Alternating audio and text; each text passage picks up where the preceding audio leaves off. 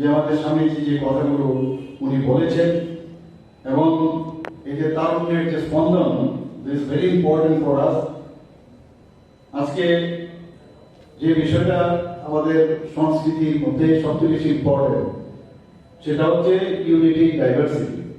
আমাদের ত্রিপুরার মধ্যে আপনারা দেখুন, আজকে আমাদের যারা জনজাতি আছে, জাতি আছে, আমাদের এখানে বাঙালি আছে, মণিপুরি আছে বা সংখ্যালঘু আছে।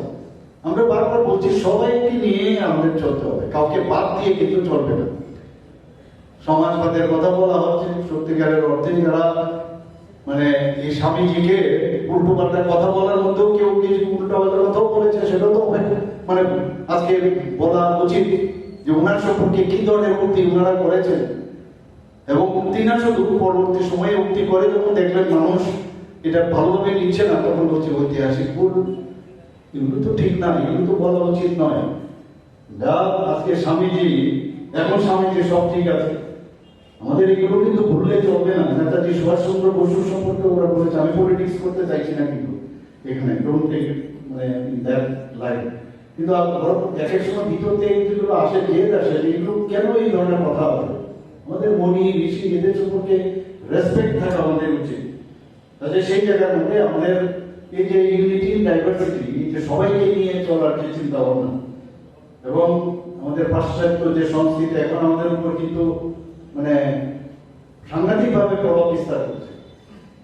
আমরা ভালোটা নেব, ল্যাঙ্গুয়েজ নেব, সব নেব, কিন্তু আজকে আপনারা চিন্তা করুন, যেখানে বিদেশ থেকে ভারতে একটা পড়াশোনা করতে আসতো, নালন্দা বিশ্ববিদ্যালয়, তক্ষশিলা বিশ্ববিদ্যালয়, এরকম প্রচুর বিশ্ববিদ্যালয়, সেগুলো নষ্ট হয়ে গেছে, সেইগুলোকে আবার পুনরুদ্ধার করার চেষ্টা করছেন মাননীয় প্রধানমন্ত্রী।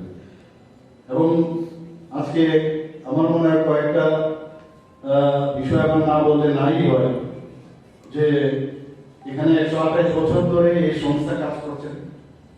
এখানে শিক্ষা বিষয় হোক, সাংস্কৃতিক বিষয় হোক, চিকিৎসা পরিষেবাই হোক, এবং জনজাতিদের জন্য তাদের উন্নতির জন্য ভালো কাজ করছেন। এখানে সেই যে অ্যাকর্ড হয়েছিল, সেই অ্যাকর্ডের জন্যই কিন্তু এখানে স্কুলটা এখানে তৈরি হয়েছে বিবেক নগরে। এবং আমি জিজ্ঞেস করছিলাম যে 31% এসটি সম্প্রদায় এবং 17% এসসি এবং বাকি ইউআর, এর মধ্যে আবার কিছু পার্সেন্টেজ আছে, এটাও ঢুকানো হয়েছে ওবিসি।